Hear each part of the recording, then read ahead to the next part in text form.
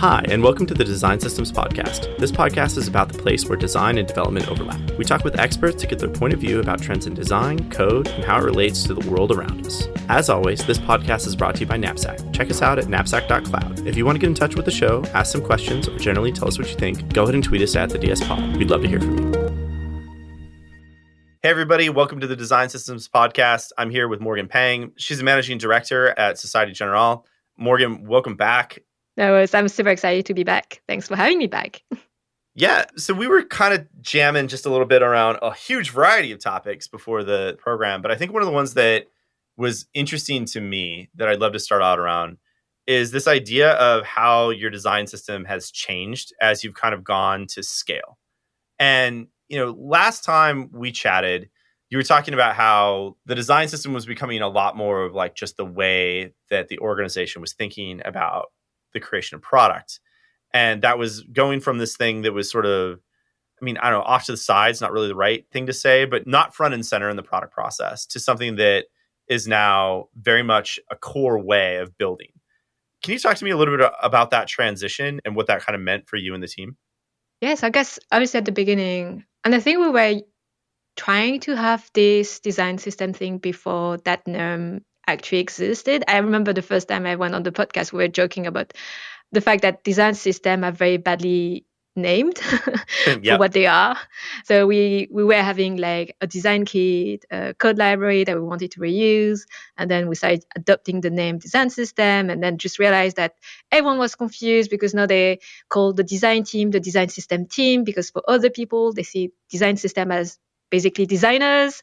So yeah, that went for a while, but I feel like now, especially design system is such a commonly used term now that it's been better.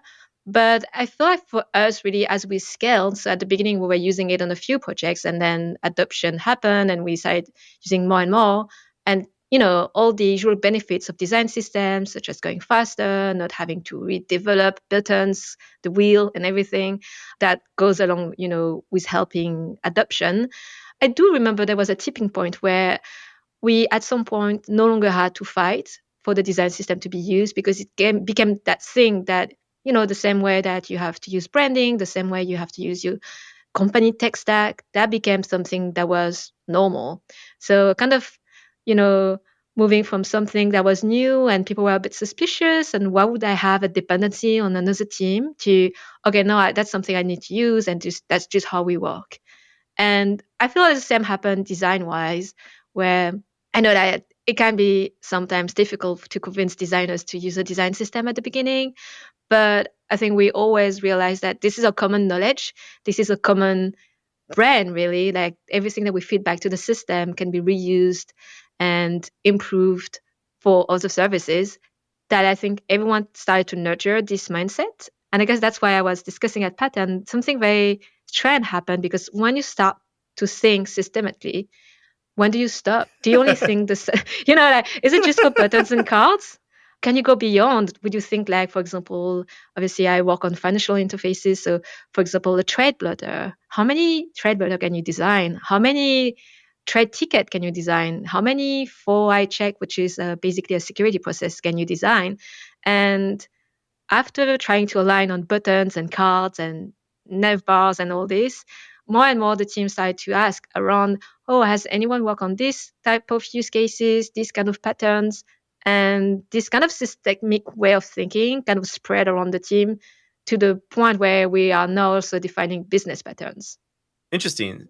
So you went from this idea of, like, we have to build these very simple things, these basic componentry, like those sort of, low-level bits of UI that sort of construct the majority of experiences that we're familiar with, to thinking about more feature-driven experiences. So what is this thing that represents a feature or represents like a complete bit of UI that has like a real distinct set of user value or piece of user value? And then now you're starting to take that to the point that you're actually thinking about, like, what are the business problems that are associated with these things? And this sort of viral spread of systems has had this kind of infectious nature at the organization that has helped not just think about patterns in the context of basics, but like as really complex systems of things. Yeah, just to give you one example that I like to reuse, because we have written about it on our Medium blog. So one example is what I like to call the 4-eye check, which is sometimes when you need to perform a very sensitive action, you actually need someone else's validation. So another pair of eyes. So this is why it is called a 4-eye check. But the 4-eye check is not just the UI part. It's basically the whole flow. Who validates when? What do you show? What action can I do? Where do you place the information when there's an alert, for example? And this is what we are trying to document. It can also be some business rules. So what constitutes as a validation? Is it someone from your team? Is it your manager? Is it someone external? So all this, again, I think before what we used to do is like for every new services and every new project, we'll just try to design it bespoke. But then after a while, and then especially with the team asking, hey, has anyone done this? My project needs a 4-eye check. You start to realize there's patterns. So well named, right? That then we also try to document. And this has been quite a struggle because honestly, it's already hard to document the smaller elements such as the button and thing. Obviously, going beyond that and documenting whole flows and business rules, it's really difficult. Yeah, so this is actually something that represents that 4-eye check represents not just a bunch of UI, but actually a workflow in the business and a set of actions that result from that workflow. Yeah. So, I mean, how do you guys characterize this? Do you think about it as, is this a micro front end? Is this like a feature pattern? Like, what is it that you think about in terms of like labeling this or putting a name behind it or understanding more about, how do you think about this independently from just another button? Good question. I think we're struggling with naming, honestly. For now, we just call it business pattern. But then I realized that business patterns can be also business cases pattern. I don't know, like it's all getting very confusing. I mean, at the end of the day, what we're trying to say is, okay, there's a similar use case that some actions or needs are done on a screen. And instead of trying to just improvise locally on one service, we try to tap into what has been done before, what's been tested before, and try to leverage on this instead of, doing the whole thing from scratch. And usually, actually, because we've done this exercise on a service where we actually listed everything that we could reuse from somewhere else. And obviously, and I need to be very clear about this has to be analyzed and processed by a designer or by someone, right? You can't just copy paste stuff around and just hope that it works. That doesn't work like that. But like if you do this exercise, especially on the one we are talking about in the article, I think 80% of what we had as use cases in the interface was already done somewhere else that we could leverage on.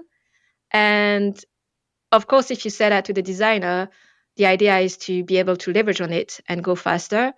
And if you tell that to a stakeholder, that also will hopefully interest them because that means we can spend more time doing other things, the custom one or the 20% that are not things that we've done over and over again. Yeah, and I think that this is interesting because it speaks to kind of the cultural aspects of design systems at SocGen with the idea that you've kind of fostered this as a way of working.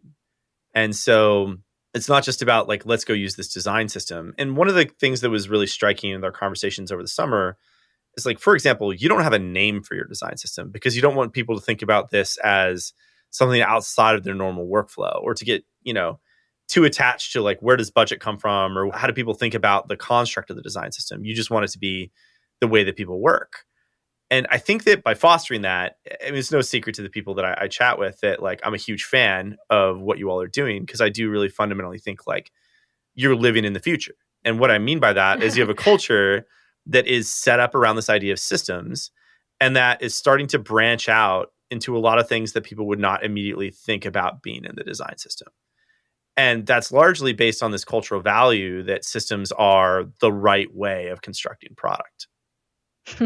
That's a lot of praise here. I don't know if we're living in the future. I think we were just very pragmatic because when we decided to scale design, something we decided is not to have huge design teams, huge numbers of people in the design team, partly for budget constraint. And also, I feel like the difference is working in an established industry. I know that when you scale, you have to optimize. You cannot work the same way that you work when you're a smaller structure.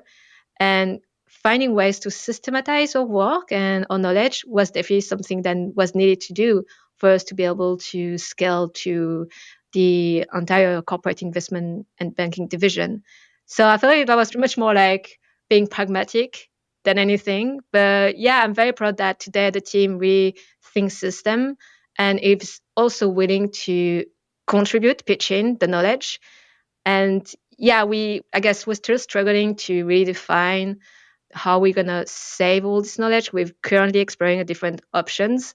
There's no such thing as, oh, this is my design, I'm not sharing it. Oh, sorry, you can't use this. So this doesn't exist, and hopefully it will never exist. But yeah, I guess having just this realization that this is a common project or platform really helps when it comes to reusing and developing the system. Is it viewed differently by the business as a result? And so, like, what I mean by that is the decision makers that are deciding to fund or expand, like, the pragmatic approach tends to be the one that, in my experience, drives real value, right? Like, I see all sorts of companies that go out there that say, like, we're going to go build a design system. And what they end up doing is they end up using what is essentially a CMS to build some sort of like reference site. But that's not actually helping them really ship product. It might be something that people can point at to be like, yes, we have a design system, or yes, we have this reference site that is what we should be doing. But it doesn't really bake into the workflow, like how that gets done, how that shows up in product. The two things are somewhat divorced. And I think that's what I mean by you living in the future is you've been able to very pragmatically connect that. The stuff that is in your design system is stuff that actually ships every single day into your product. And literally every change that somebody is making is something that improves that product stack across that organization. And that's things from the very, very small to like basic componentry to things that have like a tremendous amount of value. If you're going and building an app and you're saying like, we're going to have an authentication workflow, or we're going to have a four-eyed check workflow, or we're going to have any number of other pieces that you can just adopt from the design system. And yes, like sometimes you have to extend them or modify them. But on the whole, everything is practical because everything exists in production. And I think that that's the biggest difference that I see between design systems that see this huge rise in adoption and are fundamentally seen as drivers of business value and strategic value instead of things that just are ultimately like reference sites on the internet for what should be. Oh, okay, fair point here. That reminds me, I saw actually several times Dan Mell's conference on your next component. And he's arguing exactly this, saying that you should be focusing on what the community is excited about at that specific moment. You should be focusing on what brings the most value to your organization. The only way to do that is actually to talk to people and do a bit of research.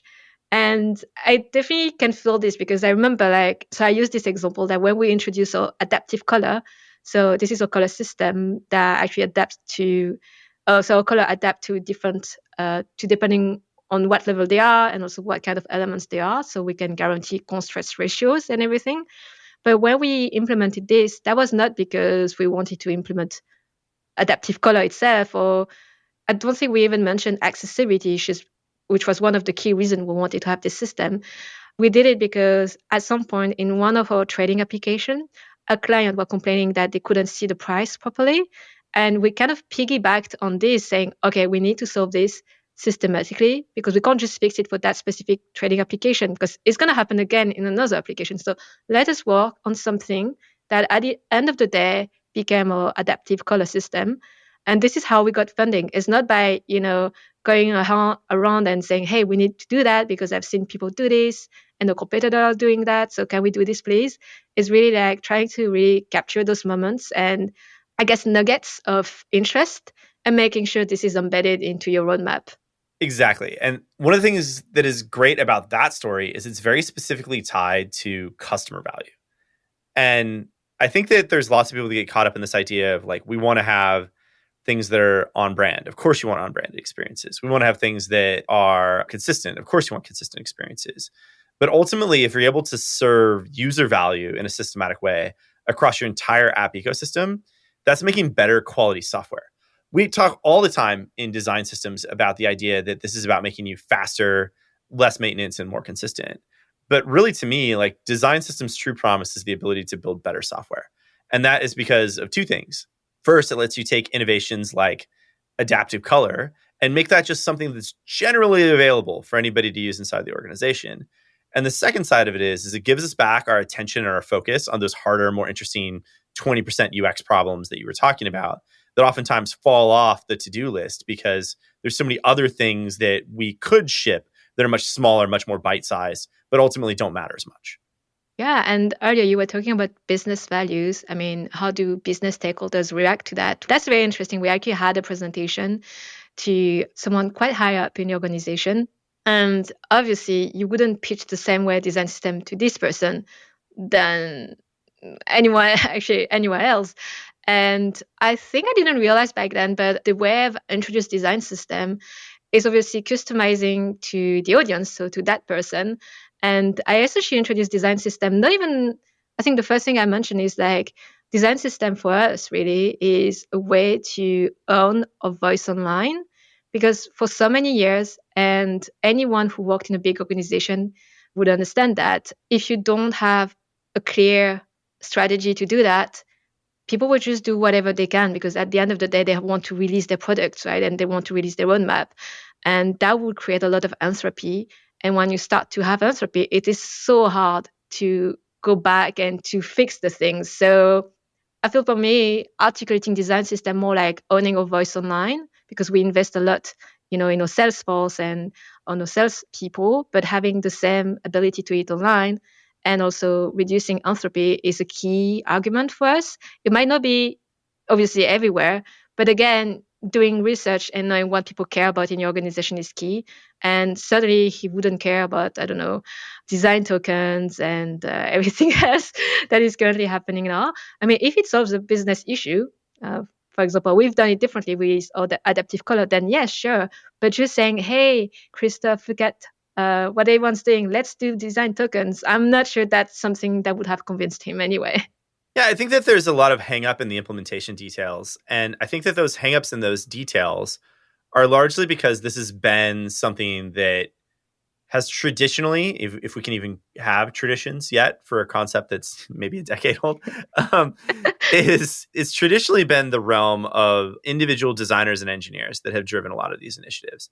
And maybe at the group or the team level, you've started to see a lot of adoption. But when you actually elevate to that strategic level and you start to think about how does my design system relate to business value and strategic value for the organization, framing it in terms of like it gives us a voice online is much more interesting than saying, well, we can change a token value and watch that token propagate through our applications.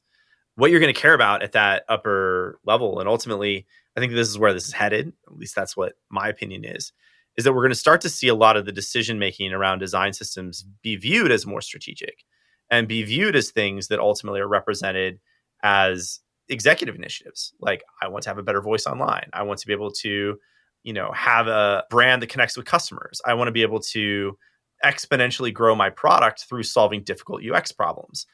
Those are the types of statements that make that appeal in the place that I think really spreads design systems to be much wider inside of big organizations.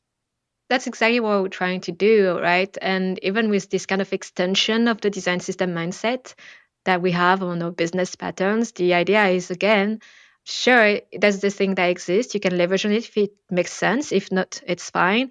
But at least you're aware of what exists elsewhere and you don't have to, restart from scratch. I mean, I've been following those projects for long enough that sometimes I feel that we're kind of always repeating the mistakes of the past. Just to give non-sensitive comments such as asking when people are going on holiday in your planning to make sure that you are going to be able to deliver and suddenly not everyone's gone and you have no one to give feedback on your product, this kind of things. It's kind of like documenting those things, or like for designers having this tendency, especially when you're junior, to jump straight into the high fidelity prototypes, but you haven't understand the full flow, and then you realize, you've designed everything and it doesn't fit the flow of the or whatever you're doing. So, I feel like there's some common mistakes that we really want to avoid, and being able to document patterns is a way for us, I guess, to trying to avoid history repeating itself. But yeah, it's not easy, and it's definitely an exercise that it does take a lot of time to do properly. Yeah, and there is a dichotomy. It is important to talk about the low level stuff.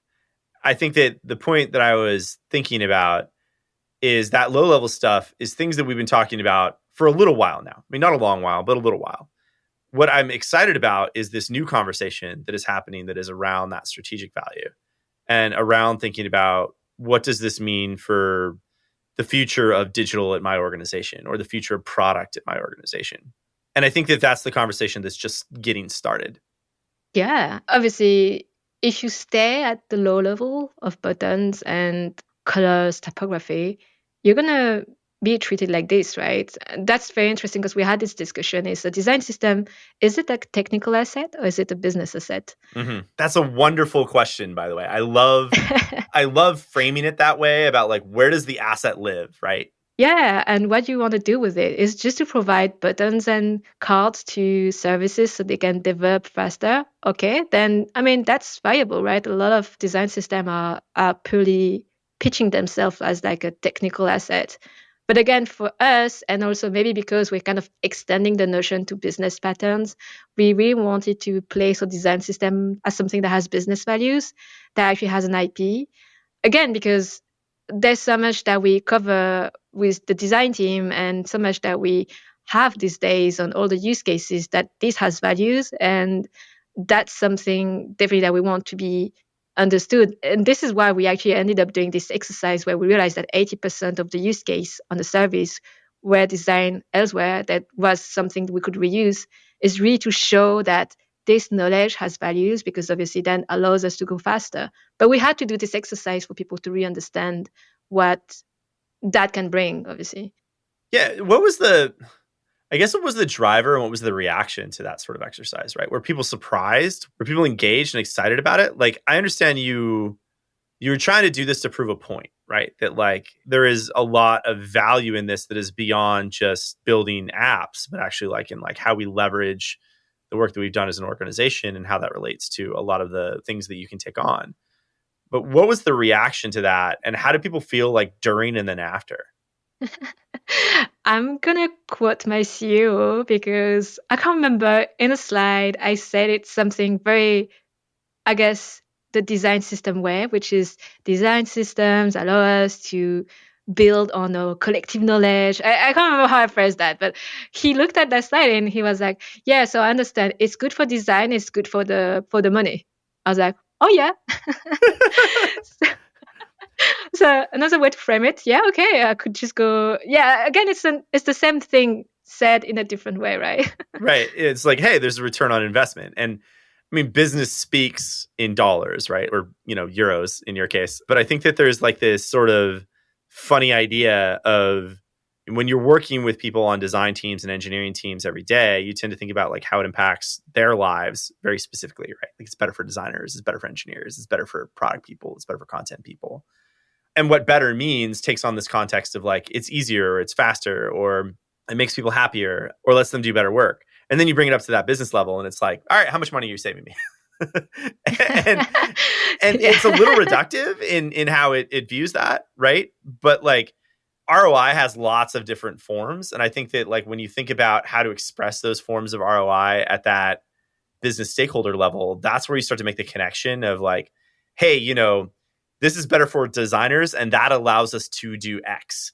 And it's that thing that like allows us to do X that I think you have those like lots of higher level C-level stakeholders and organizations. They really want to understand that as it relates to design systems, because again, this conversation is just starting to happen. And there's still a lot of gaps in understanding of like why this has business value or strategic value versus why it has practical value for an engineer or designer. Yeah, I mean, I could totally understand if we were having a discussion and they would ask me, but why don't we just, use anything that exists? Why don't we use Google Material, right? Yeah, I could understand that this could be also a strategy, but if we use that, that means we don't build anything. We have no knowledge of our own. We will just follow all the patterns of Google. But is it even adapted to building trading application? I'm not sure. Is it adapted to do very condensed, high data density, data visualization? Even Google adapts, I've seen some of the font sizes and design patterns in some of the more condensed applications they have. So yeah, do we want to outsource all this knowledge? I mean, in a sense, in the past, that's what we used to do, right? We used to work primarily with agencies, external agencies, and then depending on, I guess, connection, they would go different piece of the business and not necessarily talk to each other because obviously at the end of the day, they're in competition. do we want to just let this run, wild, or do we want to do something, right? So I feel like this is maybe some conversation we need to have. And yeah, sometimes it's an investment. Sometimes there's ROI. Sometimes it's good for the wallet. That's the image my CEO had. It's even better. Damn, I forgot it. That's like, Yeah, he was. that was yeah. Well, so that's an interesting sort of framing, right? You used to have this idea that you have these competitors, cooperators inside of the organization that were building out all these systems, and putting that outside your organization for the way that we were building, it made sense at the time, right? Like everything is pretty bespoke. And so having some agency do some bespoke thing that isn't like the core competency of the business makes sense. But as you're able to sort of centralize and work within these systems, the ownership of that system does make sense. And this is why Knapsack doesn't have an opinion about the content you put inside of Knapsack, right? Is because that content is where that value is in the design system. The things that you try to put in it, like, have you figured out how to string together like GitHub pages and, 17 other different apps to like make a cohesive design system? That's like the problem that we want to solve, but we want to empower people to be able to build better content inside of their systems. And I think that thinking about that content as a strategic asset, and that content basically being the patterns that you're building, that gives you a lot more control and also a lot more insight into how those digital experiences are working with customers. I also think it's fascinating to think about this as like a legacy brand, right? I mean, the internet didn't exist when your organization got started. And so Yep. when you think about that transition, I mean, that sounds almost like a change in just general mentality of what's valuable in terms of product. And obviously, that really depends on the industry, but especially in my, I guess, area, we are still pretty much. So again, I work in the corporate and investment banking area. Our clients come primarily because they have a financial need, whether it's to finance a bridge, issue some stocks, buy another company, right? They don't come to us because they saw some kind of ads online and Right. they're like, oh yeah, that looks cool. Let me just go and finance 10 planes. So that doesn't work like that. So primarily human connection is, and the financial need goes first. But we're still starting to see that now not having kind of digital tools that go along with this service, that starts to be really bad for the business. And obviously when this happened, that's when we started to see a change in consideration. Because honestly, pretty much what people were thinking before was just like, oh yeah, this is some kind of like nerdy thing. We don't need that. This is for the intranet, right? No, now we have services that we give to clients, right? And that evolves depending on which industry you are and where you are in that process. I mean, we started to see some services where they would be the primary driver of a business relationship. But I have to say, this is still like, I guess, not the main driver, but like being aware of all this really helps as well. Because just to give you an example, the way we do usability testing is very different than how you would do that in retail. We really rely on a commercial force because they're the one who connect with clients depending on the client needs and the interest. Because we're not gonna, again, to use the same example, we're not gonna ask a client to do a test to finance a bridge if they're not even in that business, right? So we do need a good partnership with business and for them also to understand why we need their involvement in the design process. But yeah, all this has been a long journey, and obviously, depending on people, sometimes I feel like we kind of like going backwards, sometimes forwards. But yeah, I mean, that's why it's been interesting for me as well to just see how this evolves through the time. Yeah, I mean, like I said, I think you're living in the future. I'm gonna send this to the people who are still like unsure, but thank you. But the idea of engagement with business stakeholders and like people that are effectively selling commercial banking products and having their input into what you're building, and ultimately the ability to affect the system of how you build.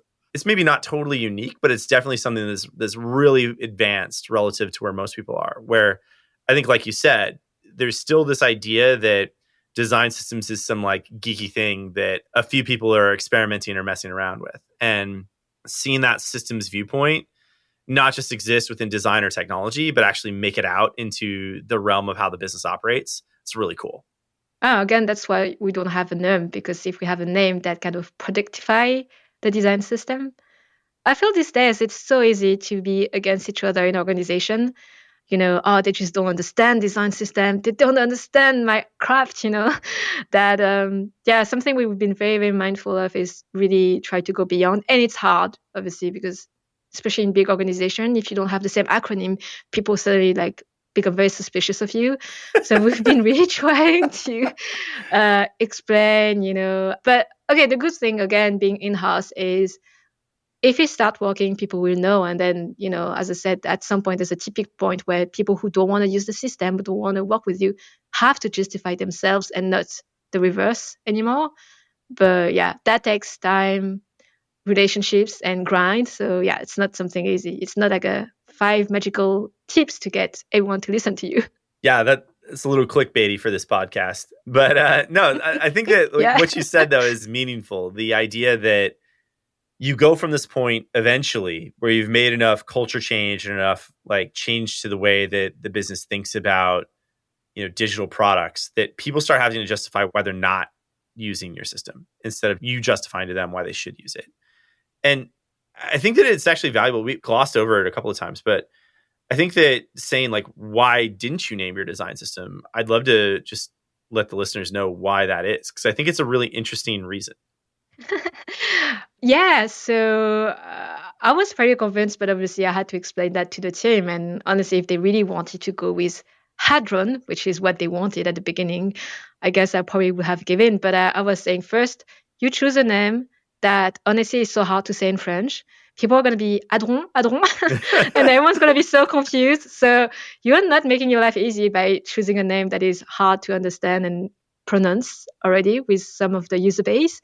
And also, if you have a name like this, then you have to start explaining what is Hadron and what is a design system. And people are like, hold on, but are you explaining design system? Are you explaining Hadron? Oh, wait, is Hadron?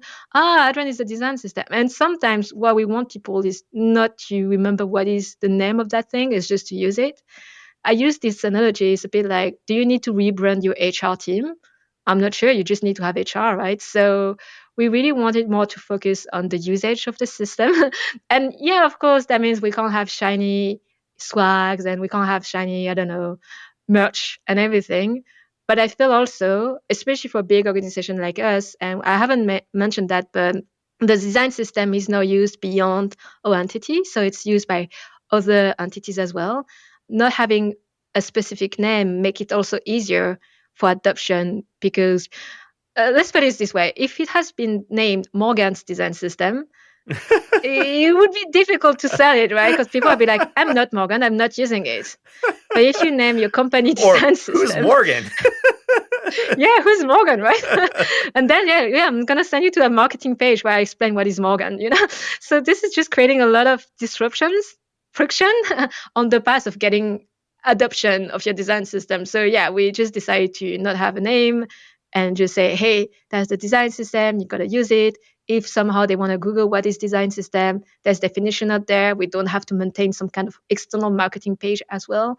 So yeah, I guess that was just pragmatic as well and just trying to make our life easier. Well, I love the pragmatism and I love what you're doing. Thanks so much for being back on the program. It's always a pleasure to talk to you. I always learn so much from these conversations. So thank you again for being here.